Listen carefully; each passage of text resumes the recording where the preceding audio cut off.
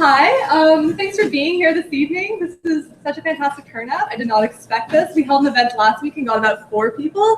So this is kind of like multiples of that. So it's fabulous. So today we're going to be talking about building community relationships through youth volunteerism. So this is something that myself, along with members of the Office of Public Engagement, Community Sector Council, the School of Social Work, various groups across the province have been working on during the past, 8 months or so. So it's a broader kind of project that's been reaching specifically the Gander-Newest Valley region. So basically what it's been delving into the reasons that youth aren't volunteering, if they're not volunteering, if they are volunteering, what do they see the value of volunteering being?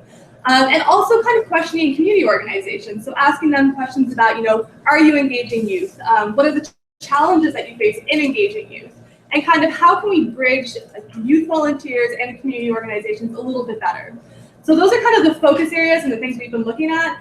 This has been a project that has kind of been going on for the past 8 months, but we hope that it will continue for the next many months. So today is kind of a way for us to debrief what we've learned so far. So we've done research with about 180 youth in the region, as well as dozens of community organizations. So we're looking to kind of debrief that and put it out there, and this is also being webcasted, thanks to Ryan. So we have some people tuning in from the Gander-Newest Valley region, but also from Corner Brook and other parts of the province. So they'll be tuning in and joining us for discussion kind of through Google Hangouts, so it's all very virtual.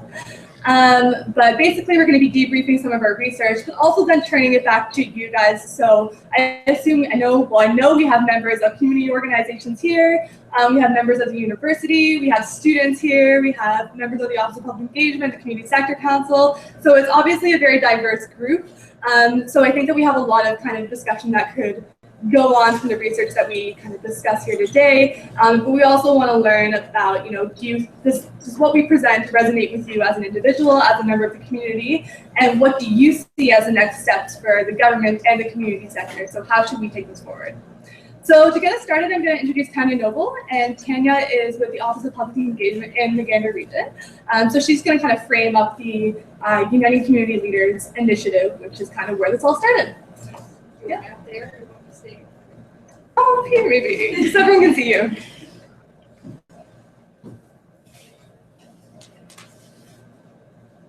Notes in many sections. So I'm going to stand over here, Martin. The Uniting Community Leader Initiative, I guess it's about this time last year, we started having some conversations around a collaborative initiative in the Gander-Newest Valley region, which is one of the regions I work in. So it's a collaborative initiative that aims to enhance that civic engagement or that involvement amongst youth and the community, those volunteer community organizations that exist in the region. It didn't encompass all the region. I mean, if you guys are familiar with the Gander-Newest Valley region, starts in Terranova National Park, goes over to Lewis Fork and down around Fogo and Lewis Valley and those areas. I guess the idea came from a couple of us sitting around and articulating some of these challenges. I support a group that is an advisory council to government in the region. They've articulated that, community organizations and volunteers that run them are critical to the vibrancy and the sustainability of the region. And they knew that for recruitment was necessary for the continued success of those very vital things, I guess, in rural communities that they live in. But they were recognizing that, many of these volunteer community organizations are faced with, the demographic change, the aging that's going on, some of the youth migration and stuff as well. So they articulated a very big concern around how do we get more people engaged, how do we get youth engaged. We can, and some of what Jennifer's going to talk about later is, how do we get the youth engaged now? Even though they may go away to university, how can we ensure they come back to this community or the next community they're going to be engaged? So I sat around and had a conversation with a community youth network executive director in the Notre Dame Bay area, and she was also doing some work at the time with the school in that area. Part of the school curriculum, high school curriculum right now, is that the career development class, many of the youth had to do was 30 hours of volunteer community hours in order to pass that course. So she's been working with the school, she's done some survey with students and trying to help kind of facilitate that placement. So, and she was interested and concerned, likewise, around the sustainability of these school communities. All these youth have great ideas. How can we get engaged and involved, that piece of the process? So the volunteer experience, and she also recognized that this volunteer experience can help the skill sets and knowledge and job seeking opportunities of students in the area. In her particular area, you're looking at a population of about 1,500 people. You know, there's not a whole bunch of McDonald's to go work at and stuff. So the volunteer opportunities here that provide that ability to increase the resume of these students and their awareness and openness to certain jobs and opportunities. So some of the questions, I guess, resulted from that conversation. What are the voluntary opportunities that exist in the community region? Are organizations interested in engaging with youth, and are they aware of the opportunities to even do so? Are youth interested in or struggling with community involvement? What opportunities are they interested in or already participating in? What prevents them from becoming engaged in their community? So why is that sometimes difficult? So that was some of the ideas that we were exploring. So from that, we also kind of worked at, like, there were a few other regional stakeholders. I'll give you their names in a moment, but that support agencies that are in region, that are working with communities and stuff. We want to know if a collaborative initiative amongst a group of stakeholders could kind of help increase the civic engagement. It's, I have a region that represents about 50 communities. I would say 80% of the population is probably covered by a municipality, probably an incorporated municipality that's smaller than 1,500 in many cases, and then some of them are covered by local service districts. But we know one thing for sure, and that's the volunteer community organizations in those communities are alive and well, because they pretty much cover off every service and activity in rural areas. So that was a little bit of, I guess, the context around how that got together. So last summer we started to engage right off. We came here to school to talk about, is there researchers to be able to do this, and we talked to some of the other stakeholders in the region. We have Central Health. I know Jennifer had mentioned some of the ones that are here this evening, but we also had Central Health. We also had the town of Centerville Trinity, and there were 2 CYNs in the communities and stuff. So there was a collaborative support committee, I would say, that kind of got together to look at this. When we looked at the region, we knew we couldn't get into every community and do this. So what we tried to do was dissect the region so that every community, I think, out here is struggling with some of this, but how we address it is going to look so different on the ground, and the dynamics of these communities and how they operate so different. So what we looked at was, okay, we have a smaller rural community that has some capacity, CYN that's hosted there, and some other individuals that are interested in, bridging that gap between the youth and the volunteer community organizations. So we kind of looked at a town there in New World Island, summer for it to do that. We had the larger town, Gander, with a whole bunch of capacities around some of that, but they're still struggling, and they have youth, many more youth, but not all those youth are engaged. How do we get the groups that are not engaged is some of what we were looking at there. And then we had a town, Centerville Trinity, whereby there was no community youth network and nobody facilitator in the room to be able to do some of that. So what you also have, I guess, in the dynamics in some of these towns is, of course, many don't have a registry of the community organizations that exist, or who the contact is, or when they meet, or how often they meet. So that's the challenge of the youth in terms of trying to become a GOP, or anybody. If a new citizen came into our town tomorrow, we wouldn't necessarily know all the community organizations or whom to contact and so that. So those were some of the, I guess, challenges on the ground around that. But we figured if we took those 3 areas, anybody in the entire province would likely fit into one of those classes. So eventually we'd like to be able to have a case study as such, so that if, Tanya down in Northern Peninsula decides that she would like to see the youth better engaged, community organizations and doing better things with the youth and stuff like that, then, perhaps there's a toolkit here or a case study that we're going to be able to point to. Here's how it happened in this region and some of the steps people had to take in the journey that they went on. So that's the intent, I guess, of that bigger, larger initiative, is to kind of, in this next couple of years, is to kind of start to take this information and then move forward with it. I guess what we're at is probably what we call phase one. So a year ago, we started to say, well, how do we go out and start to talk to the community? One, we looked at doing a jurisdictional scan, what's going on in other regions, what are some good best practices, and the other part was, we need to talk to community organizations and we need to talk to volunteers. So that was kind of our first phase. So we got together and we brainstormed, we thought about it, and we came up with all different ways and mechanisms to do that.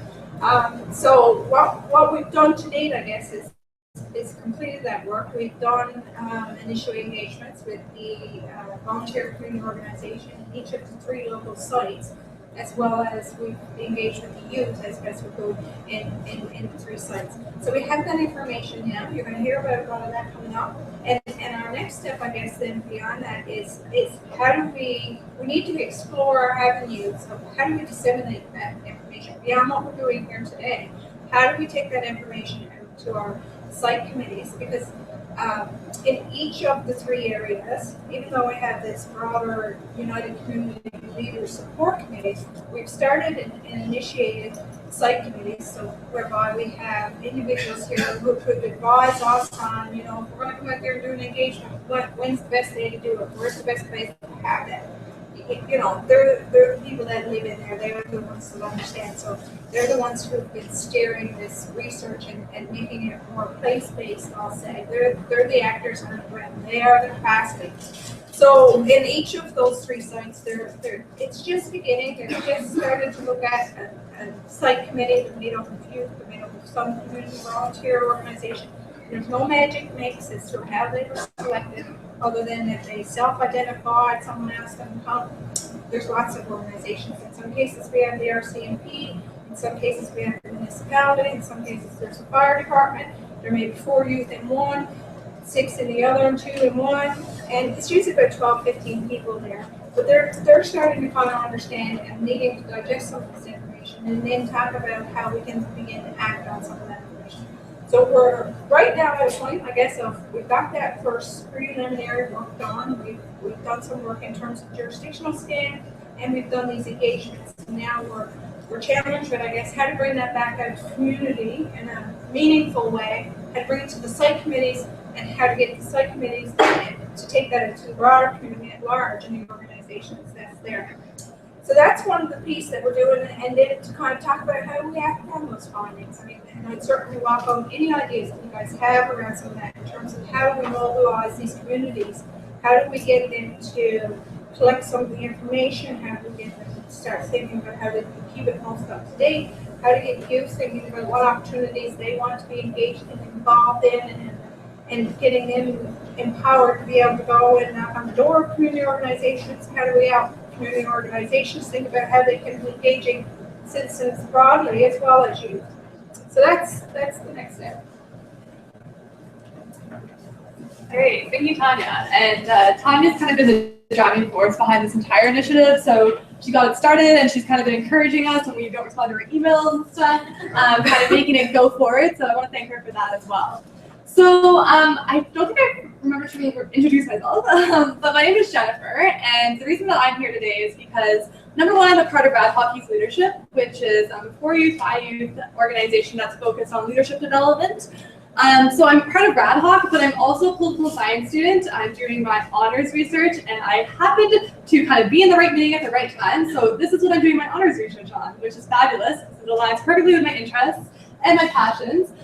So I'm also the Student Volunteer Bureau coordinator across the hall. So that's kind of my interest, or why I'm here and why I'm doing this. So kind of before we delve into the first thing that we're going to talk about, which is basically the literature review. So what does the literature say about youth engagement? Does it say that it matters? If it does matter, why does it matter? How do we do it better? And how do we kind of involve community organizations in that process? So that's kind of the first thing that I'm going to delve into, hopefully in a non-boring way. But before we do that, I want to kind of get a sense of who's in the room. So who here is a member of a community organization, whether it's as a volunteer or a staff member? Okay. Who here is a youth or student or, okay, awesome. Who here just has an interest in kind of this stuff? And who here is from the Office of Public Engagement? There's a couple of people, okay, cool. Hopefully that kind of captures everyone. So we obviously have a diverse set of kind of backgrounds here and work experience. So thank you guys for being here, number one. But I also think that that's something that we can kind of dive into a little bit more, a little bit later in this session, because the research that we're presenting today, while it is limited to the Gander West Valley region, it doesn't have to be. So I think that a lot of it will resonate with you as community members, as members of organizations, and just kind of as students or as youth. Okay. All right. So basically the two things that we've been looking at throughout this entire process is, number one, what is the relationship between youth volunteerism and community engagement? So, you know, we have our youth and we have our community organizations.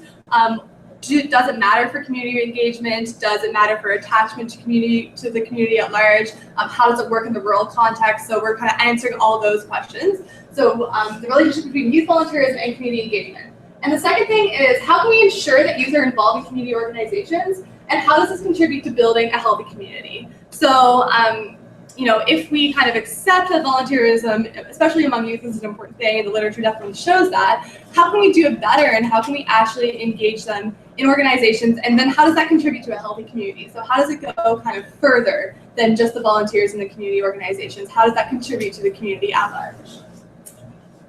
All right. So the literature review is this very long thing. For those of you who have done them before, they're just the worst. So it took a very long time. So I'm going to try to capture the most interesting parts of it and the things that I think are most relevant to kind of what we're talking about here today. So the purpose of the literature review was basically to understand youth participation and engagement.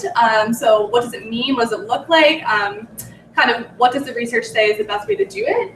Understand how youth engagement works. So is there a process? If so, what is that process? And does it apply kind of across the board, or is it different in different regions, or kind of with different groups of people? And then the last thing is understand how organizations can better engage youth.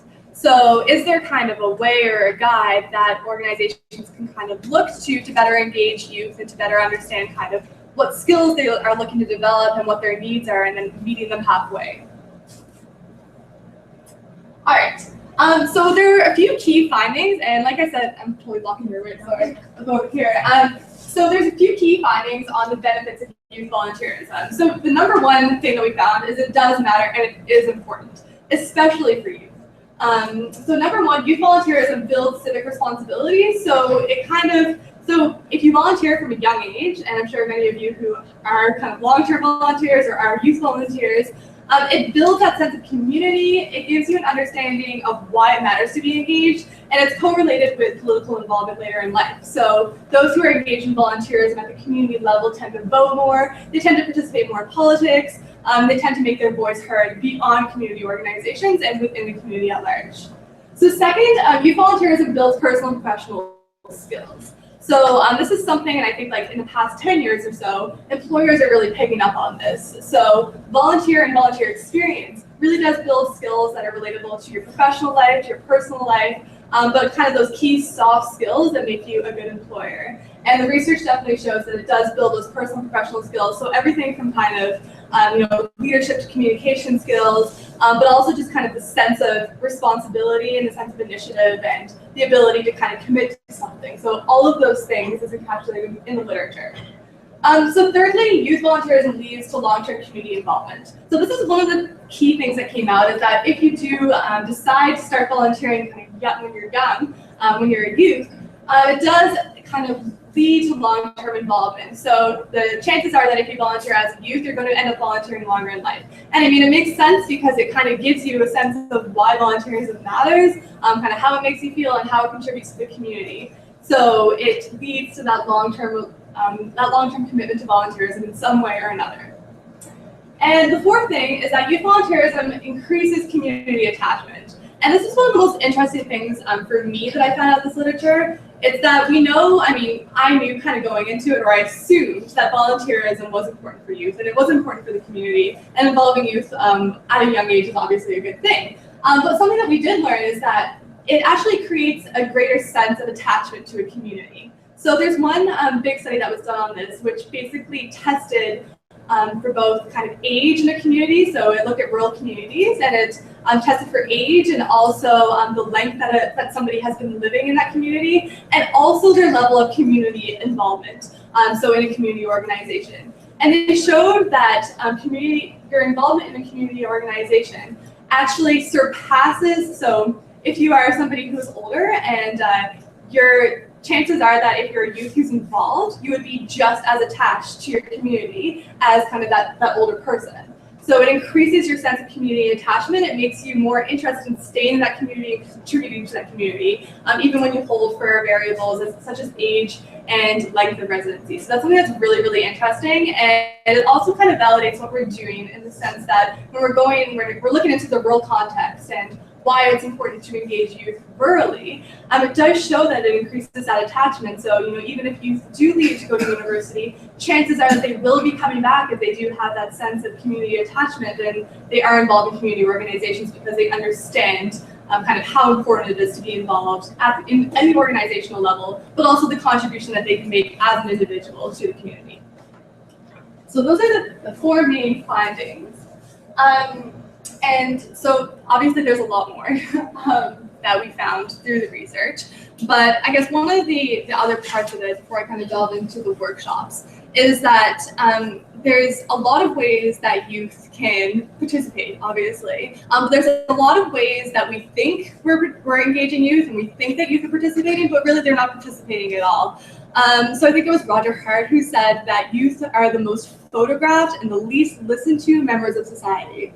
So oftentimes we like to kind of say, well, what do you think as a youth, or what do you think as kind of a child? But we listen to those youth, and we don't necessarily actually integrate their ideas and integrate their thoughts into kind of how we run our organizations or how we kind of execute our programs or our events. So involving youth means actually involving them. It doesn't mean tokenism, it doesn't mean kind of non-participation. It means not only listening to them and not only having them in the room, but also integrating their ideas and also having them involved in kind of those leadership positions.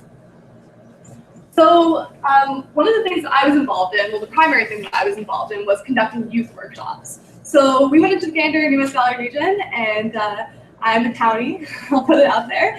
I had the pleasure of visiting the Gander Newest Valley region about 3 times the past few months, which was incredible. I've learned so much through this research about the region and kind of the different challenges it has, but also just the amazing work that it's doing, especially through the community sector. So it's been a great learning opportunity for me as well.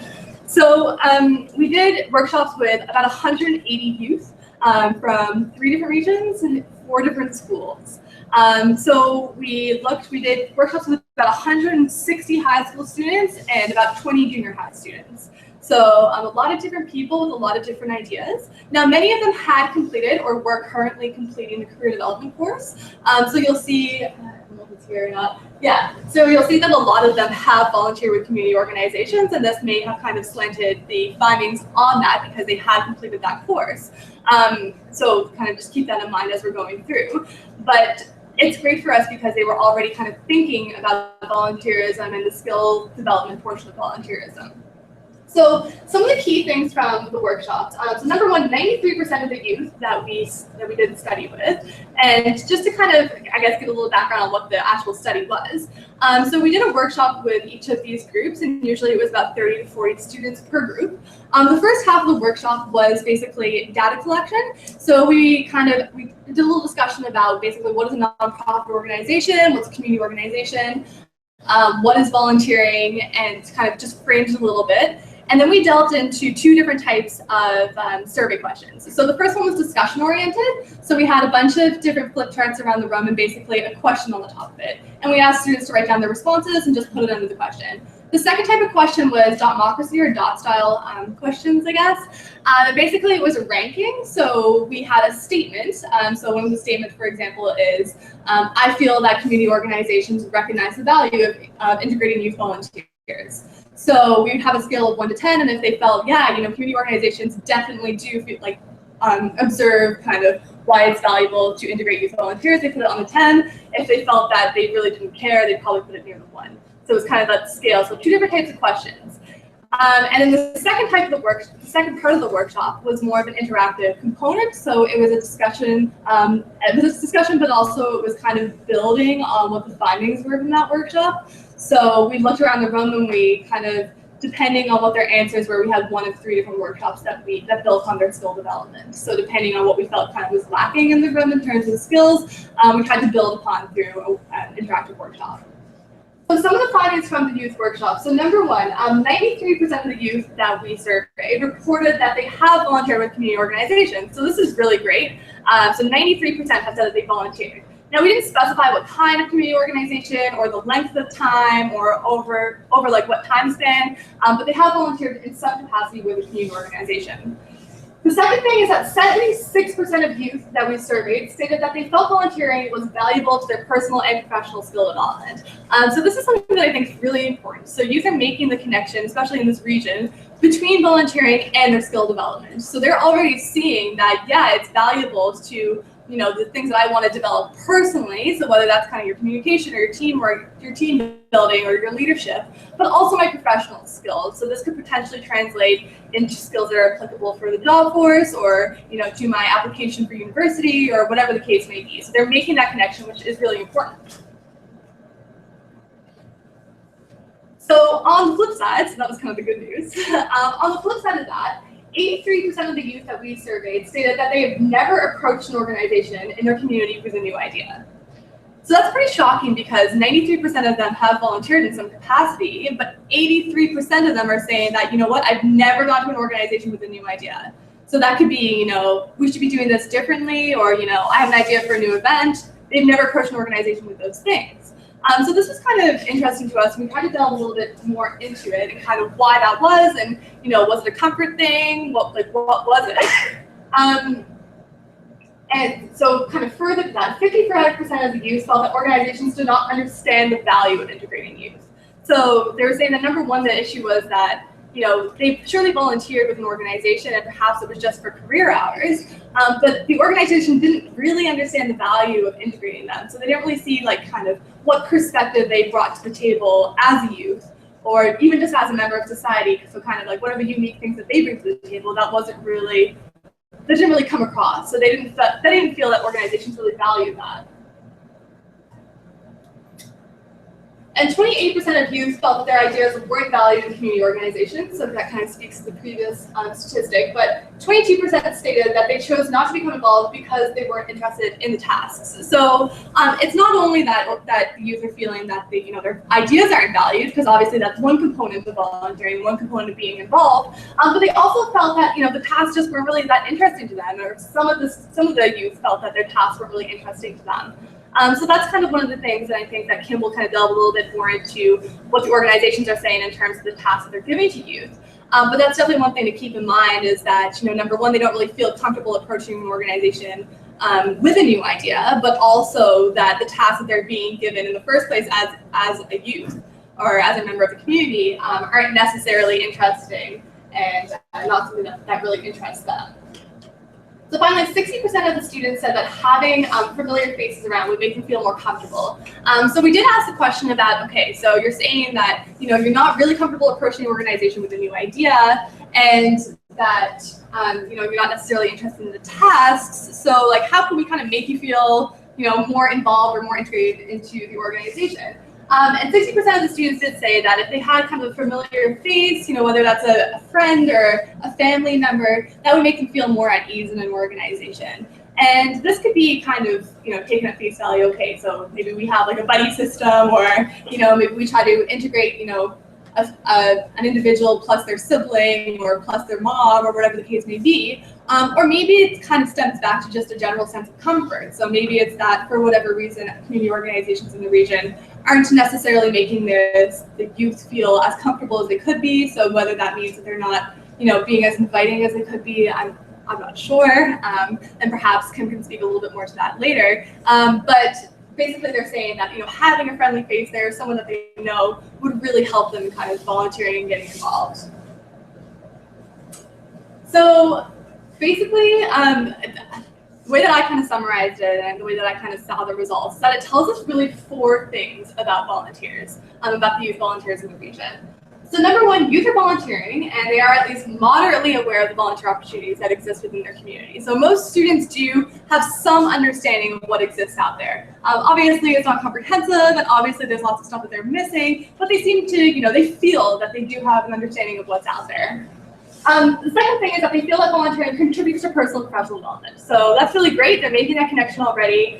That's not something that we necessarily need to kind of teach them. They know that it contributes to their personal and professional development, and they know that it could potentially help them in the future with getting a job or an application or whatever. So thirdly, they do not always feel that organizations value youth involvement. So, whether it's kind of that sense of comfort or whether it's the idea of not being able to bring an idea forward, they don't necessarily feel that organizations see the value of youth. And this, I think that this could be because they haven't been immersed in these organizations in the first place, and then it kind of creates a bit of a cycle. Or it could be that the organizations aren't really in a place where they can accommodate youth and they can fully integrate youth and can fully make them feel comfortable. So, and the 4th thing is they're not volunteering because they, number 1, aren't interested in the tasks. Number 2, they don't feel comfortable, and number 3, they don't feel that their ideas are valued. So when you kind of put these 3 things together, it makes a little bit of a crisis situation, because not only are the youth, once they do volunteer, really they're not really enjoying the tasks that they're given, or they find it a bit boring, but they also feel that, if they do stick with the organization, their ideas aren't necessarily being heard. And this kind of stems back to the research, which basically says that in order to kind of fully integrate a youth into an organization and fully make them feel part of a community organization, especially at a volunteerism level, there needs to be some kind of way that you're actually engaging them into decision making. You're engaging them with new ideas, and you're making sure that their voices are actually heard and respected and integrated. So it does really align with the research that I've done, and it aligns well with the workshops that we've done with the youth. So we're really seeing kind of just that bit of disengagement between what volunteering means perhaps to the community organizations, or perhaps the expectations of the youth, and what it actually means in practice. So they don't feel like they're really being totally integrated into the organization. And that kind of leads to a lot of the things that we're seeing from the community side of things, which is that, youth end up dropping out of the organization, they're not totally committed, they don't seem that interested, these kinds of things. So that probably stems back and at least a part to the fact that they don't feel that they're connected in the first place, and they don't feel that their ideas are being valued or heard.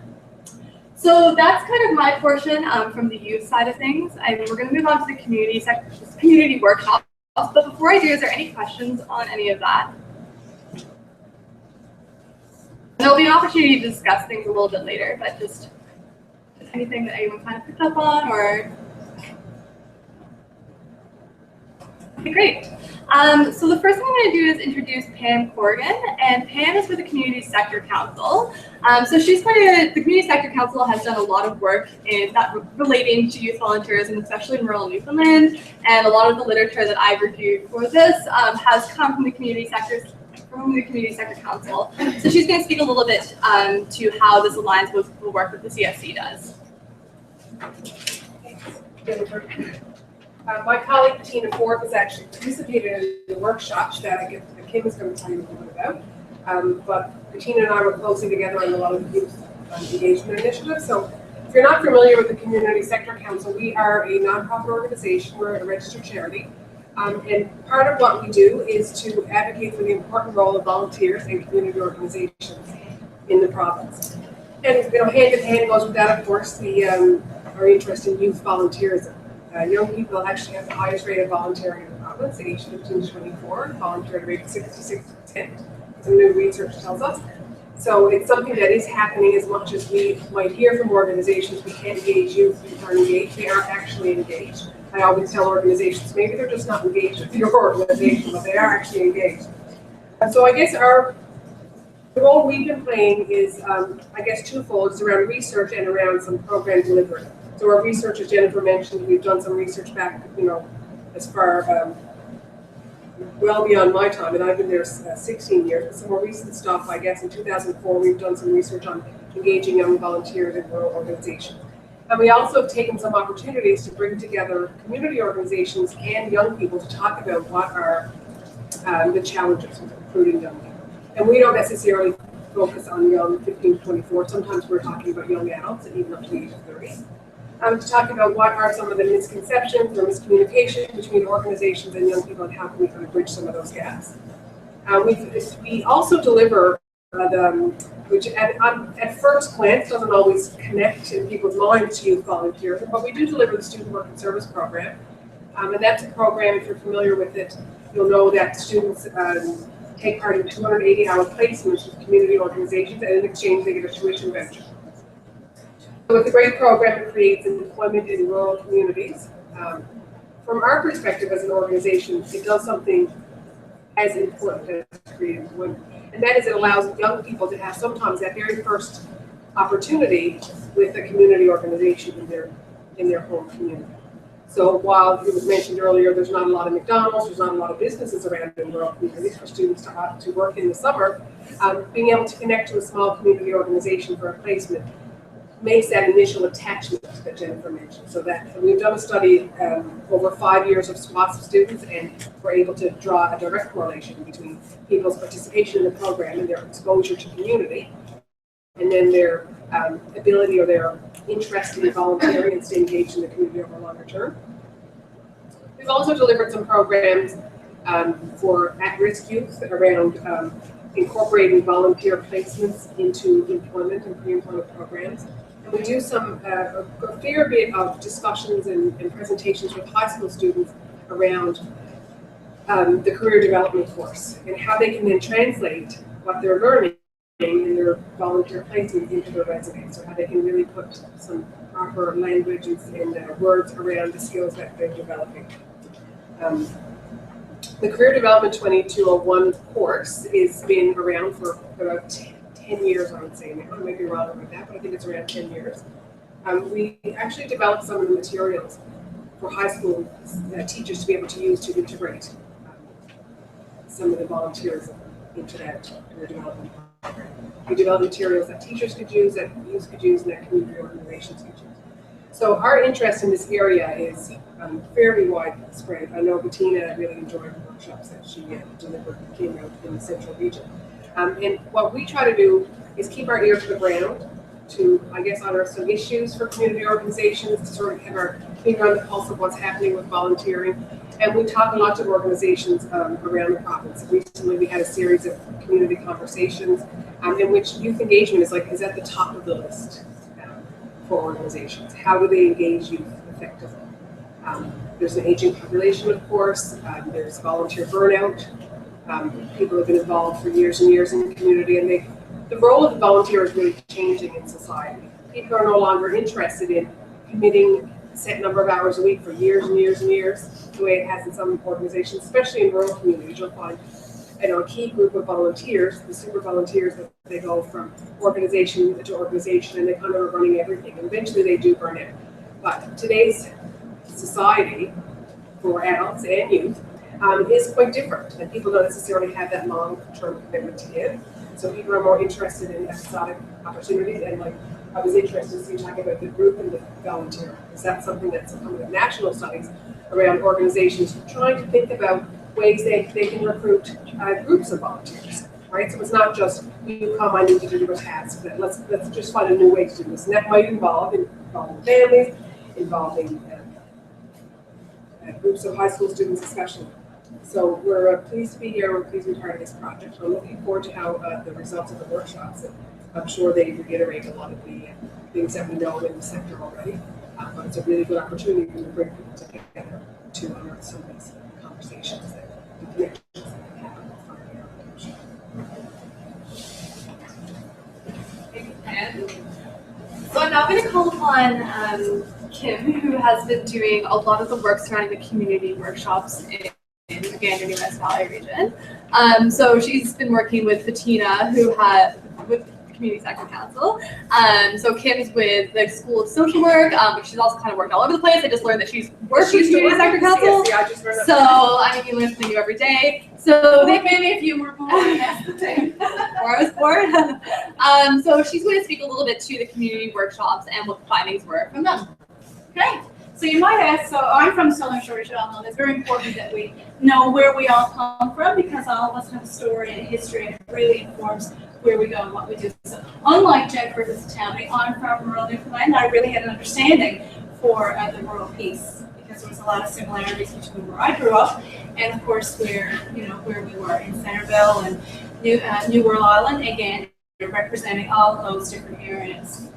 So of course I'm representing Tanya, so Tanya's going to fill in any gaps that I forget, and Bettina. So Tanya, you're filling in for both of us because Bettina's not here. So just to give you an idea. So you might ask, why is social work involved in this project? Well, social work. I'm a social worker, so of course we're committed to pursuit of social justice, service to humanity, and of course strengthening communities and building relationships, partnering for change, all of those types of things. So that's why we're involved. No secret there. We're very transparent.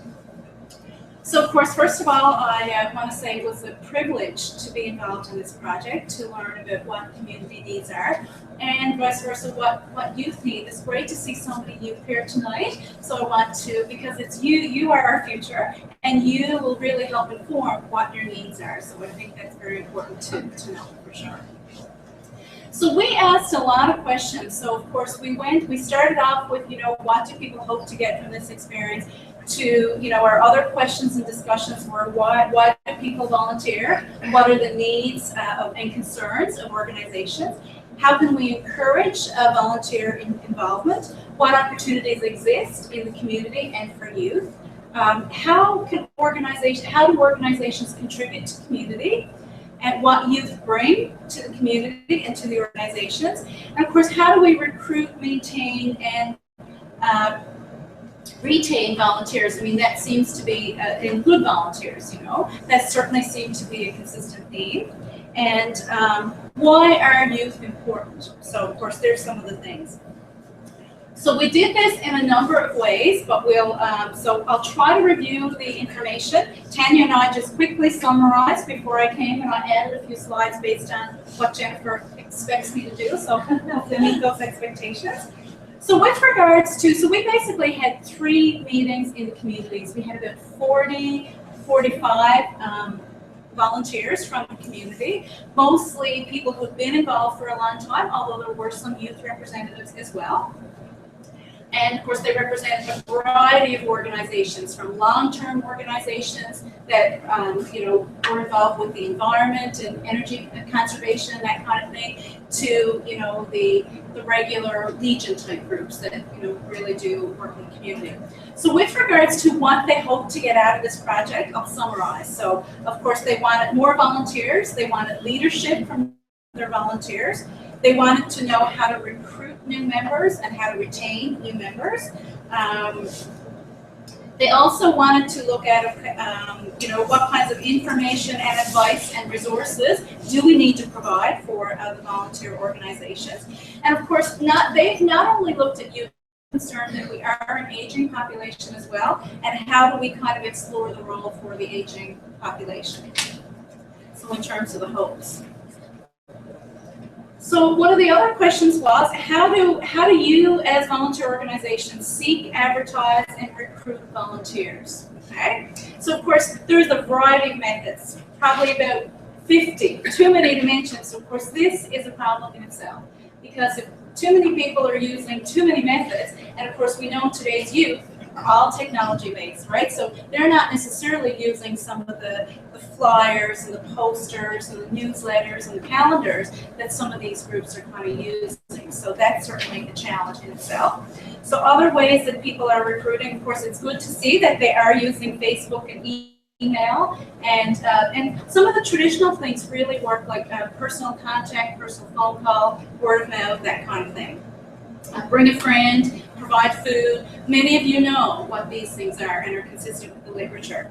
But of course, they're still using things like church bulletins and all of those things as well. So one of the big problems, of course, that came out of this question in particular was how do we retain, motivate, and recruit volunteers, right? No surprise to some of us because that is a problem. And of course, how do we do this while maintaining, all of the needs of today's youth in particular, and the gaps between the seniors and the youth? Another question we were interested in is what prevents individuals from volunteering? So why don't people volunteer? And as many of you, I saw many hands went up in terms of your students, you know what prevents you from volunteering, right? So the regular ones is, too shy, time, no one asked me. That was probably one of the big things that came up in terms of why people volunteer. No one asked me. So, if we ask the question of why people are volunteering, perhaps that's not rocket science, right? We might get somebody if we do ask that question. Commitments, of course, family, work, work-life balance. Not having the transportation to get to some of the activities, especially for the youth, if they don't drive or they need transportation. The timing might be inconvenient, so what organizations need in terms of time may not fit with the youth timing in terms of school and schoolwork and all those types of things. There was also a sense there being a lack of knowledge about activity and what actual volunteer needs exist. Right, so if organizations aren't sharing what the volunteer needs are, and people don't know, then they're not getting that match in terms of volunteering. Some people said that it's really difficult seeing the benefits. So how can people make meaningful kind of contributions? And there was also people just have so much on the go that there's just burnout, right? What we say is what 20% of the people do, 100% of the things sometimes, right? So it's the same people doing different things, all the things, so it leads to burnout. And let's see, one of the big recommendations that the group themselves realized was that we really need to have more formalized orientations around like what volunteer needs are, what the job duties and descriptions and all that were. And actually Bettina did a great exercise with the group. What she did was she had the group break up into like small groups, and then what she had them do was they had to fill out a volunteer job description. In terms of, she had them like do a title and what would the associated duties and tasks be, and she had a real handout for kind of how to do this and lots of things. And when volunteer groups were asked to do this, they were really successful, weren't they, Tanya, in terms of, and even though they hadn't really thought about doing it before, but when they sat together to come up with those tasks and activities, they could do it. It's just that we're not trained sometimes in rural Newfoundland in smaller groups without many resources to do that. So the good news is that everybody is trainable and can really do that if we have some resources available. So hopefully that will be one of the things that comes out of this project. Tanya? Just to add on that, one of the things, and how she probably opened that was to kind of say, in your job, what are your job duties in terms of, if your job is at a museum per se, then like what is it? If you have to go away tomorrow and you cannot keep your what is it you do every day? And getting individuals to think through that. And then even from a job turnover perspective or whatever, is what, can those duties now be divided out? Or, are there duties there, things that one ought to be doing, or how to break that off? If you're looking at getting away from the Pam was saying, the big job that everybody's going to take on for the next 20 years is smaller chunks. So it's getting all the things that they do, getting them graded down, and then think about how they can do that. Because some of the people have been doing this in their community for years, right? They know it's all in their head what they have to do, but of course, it's not really on paper, right? And that's certainly something, or on computer. So, there are things that certainly youth can help people record some of these things for sure, and to look at it from that perspective. So in terms of, there was another question which was very similar to what kind of prevents youth, it's what are the barriers to having youth in your organization? So it was sort of the same things. One of the big issues, I guess, that came up for the barriers to some organizations hosting youth positions was the liability these days, right? If somebody is under the age of 18, they need parental consent. There's lots of paperwork and red tape and all of those types of things. There's all of those things. So the paperwork, etc. So that was some of the main barriers that existed in the organization. And of course, the other thing was a barrier was that knowing that youth use social media, and a lot of the people who were involved in the community in the organization, social media, so things like Facebook and different ways to communicate that way. So one of the things that certainly came out of it was that there's a disconnect there. We need to have better dialogue between both groups for sure. One of the other things that came out was these career development courses in school where students had to do 30 hours of placement. They really felt there needed to be more discussion with government about, what students could actually do, and maybe more flexibility around, if there's a lot of seniors in the community, for example, and one of the needs is shoveling snow, then that's a real need for the seniors in that community, right? So how does this kind of get transcribed into what some of the things are part of that course? So then we asked sort of a similar question: what prevents your organization from engaging volunteers? And some of the things are some of the same kind of things, so I won't go into those, but actually, I think I'll show you coverage. So why are youth important? And how can youth contribute to the organization? There was lots of great things that they realized that youth could actually help them with, and one was newer ideas, not rocket science again, and that volunteering, that youth are our future, as we said. There's new ideas, energy, enthusiasm, creativity, and that youth could really think outside the box. So what some of us have been involved in for 20 years in some of our organizations, they could really help us see how we might do things differently for the new generation and for the new people. And they really felt that they could help them with record management and things like technology, social media, kind of things, etc. So that's essentially, do you have any questions about what you might be curious about, in terms you might like to know? Don't be shy. Can we quickly, Jennifer and Ron, bear with me if you will, I just want a sense of who's in the room. I just want your first name and the organization. We're going to do this very quickly. Holly. I'm Simon. I go to Hope Head and then work with mentoring. Excellent. Claire is interested in volunteer. Okay, great, thanks. That's all the student here. Okay, I'm a student. okay, excellent. Really vision for success. Okay, excellent.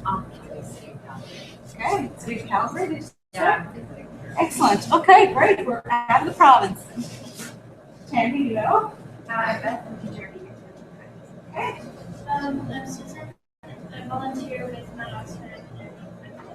Okay, great. I'm Erin. I'm a student who volunteers with my Oxford. Okay, Glenn, I volunteer. great. And she'll thrive. Ashley. Just going like what it was one of those. Okay, great. Lisa with Memorial. And community secretary. Okay. Darren, I'm a student. And Megan, I'm a student. I volunteer at Youth Sport. Okay. What you I'm a student. Okay. Laura, student. Ariel, I'm a student. Simon, student as well. Okay, great. Student. Okay. Nicole, student. I'm Ben, I'm a student. Okay. Jill, I'm a choice 2. Okay. Follow choice 2. Excellent. Sorry. Oh, I forgot. So sorry. I'm Bernatson. I volunteer with Rock. Okay. I'm Anna. I work with the Simon. Ryan, I'm a big geek. Okay, so we know Jennifer. Jimmy, I volunteer with the Okay, excellent. kid will be eating. Okay, excellent. All right. It's just very important. We didn't get your name, first name. Sarah. Sarah. And Sarah, who do you represent? Okay, excellent. All right, it's just good for us to get a sense of who's in the room and what the kind of needs are. Because one thing that we didn't talk about, I mean, Jennifer already alluded to that volunteers want to know about career development and personal development. So one of the questions we did ask was, how do volunteer organizations recognize and acknowledge volunteers? Because this is so important. We have youth in the room and you're concerned about the future, right? What kind of job you're going to get, what kind of career you're going to have, that kind of thing. So it's some of the things they came up with were things like volunteer awards, appreciation supper, gifts, that kind of thing. But most of us don't have money in our organizations to do that, right? So even simple things like giving a certificate of appreciation or giving a letter can go a long way for a student in terms of how they record this for their own personal development and portfolios in terms of job interviews and those kind of things. So that's all I got to say. Tanya, have I missed anything? I guess one of the hopes is that we're going to get this information out to everyone so that we can all kind of share what the full findings were. We need to figure out a mechanism of how to package this now and bring it to the community without doing this roadshow all the time. So some of that's what we're looking at. We have probably 3 different pieces of information and we can compile together so that's meaningful to site committees, I'll call them, as well as people that live in those communities. And then, like I said, empower them, how we're going to encourage them to kind of act on some of that. Get them thinking about what that could be. I just have a question. Did you ask to between leadership volunteers and general volunteers? Because there's some organizations aren't necessarily friendly in leadership terms, right? So they make an opportunity for young people to come in and do tasks, right? But not necessarily at the decision making level. At a leadership. Yeah. Would you? That was certainly mentioned, the lack of leadership opportunities for people. Also, I guess, in terms of role modeling, like how would they role model opportunities and sort of succession planning, if you will? How do you kind of develop that? There was some discussion about that, not a whole lot. They did recognize the importance of that, but not really in terms of how they were going to get there, I don't think. If that's a, Bettina might Most of the organizations that we have worked with probably more formalized enough to do. Let's say, they may have had a president or a treasurer and a secretary, but otherwise they still had what they would call regular committee members anyway, right? So they weren't really those types of decision-making organizations. They not even so far as a town council. They didn't necessarily have a board of directors or anything like that, right? It was. And sometimes it was a struggle for some, like even identifying those tasks. Like a lot of them said like they had a lot of special events, so it was no problem for them to run a special event and get volunteers. But if it had to be outside of that, there was a little bit more difficulty in terms of coming up with what the needs were. The needs are there, and when they were pressed to or encouraged to kind of record them all, they easily were able to do it. But they really needed that motivation to help out with that. They did talk about recruiting people not youth for leadership positions, right? And then challenge with that. I think they find recruiting volunteers right now is a challenge, period. And a lot of it is because, as Kim discussed, it's all up here. The individual's been there that long, and nobody else wants to jump in. It's intimidating. You don't know what you're getting involved with. One of the things that kept coming up was that the people in the organizations were Jack and Jill of all trades, that they were doing so many things for so long that they really didn't know what else someone could help with. But they recognized that they weren't going to be here forever, right? And that they really needed to pass along those things. I know we have other. Okay. Thanks so much, Kim. All right, great. So thanks so much for Kim for that and for obviously facilitating all those workshops. So we are going to co-facilitating, yes. But unfortunately, Bettina couldn't be here today. So we are going to take a short break in a moment. But before I do that, I just want to kind of explain what's next and maybe just kind of summarize some of the things we talked about so far. So one of the things, I had a very short discussion with Anna and Brian just a moment ago. So one of the things that we just, kind of observations from what I spoke about and what Kim has been speaking about is that a lot of this we already know. So if you're a member of a community organization or you're a youth, you probably already know that, like, the best way to reach you is social media. You understand that time is an issue. You recognize that volunteer burnout exists. And if you're a member of a community organization, you know that resources can be a limitation, is often a limitation. You understand, surrounding kind of appreciation and what that does for volunteer retention and why it's important. And you also probably understand that it's important to involve youth in the leadership level. So a lot of these things we already know and we already appreciate them. The struggle is, how do we get it from something that we know to something that we're doing, we're practicing, and that it's actually working? So I think that's kind of one of the things, and that's definitely phase 2 for us, but it's also something that on an individual level, I think a lot of us kind of struggle with is, we know that these things work in practice and we know that they're kind of the right things to do, but actually doing them there's obviously a lot of challenges associated with that. So what we want to do for the next little bit, and I hope that you guys stick around, is we really want to delve into, as a member of a community organization, as a youth, as a member of the public, what do you see as the solutions to these things? So what are the specific actionable things that you would do or you could do as a member of a community organization or just someone who has an interest in this area? So kind of what would be the action items? What are the things that you think we should be working on now? So these are the main things, and we frame them as statements rather than questions, because these are the things that we found. So if we were to summarize everything from the literature review, everything from the youth workshops, as well as the community workshops, this is what we found. So number 1, youth voices need to be heard and integrated into an organization. And that includes new ideas. So it includes the new ideas that youth are bringing forward, and it includes kind of involving them in the process at both, like somebody mentioned, Pam mentioned, kind of at that volunteer level, but also at that volunteer leadership level, so taking it to that next level. The second thing is organizations need to be inviting their youth volunteers. So we need to make sure that organizations are making you feel comfortable and also inviting, so opening their doors to youth volunteers. We need to get away from kind of the attitude that this is something that's done by myself and somebody else, but how could a youth help? How could they bring those new ideas forward? And how could they kind of better enable organizations? Third,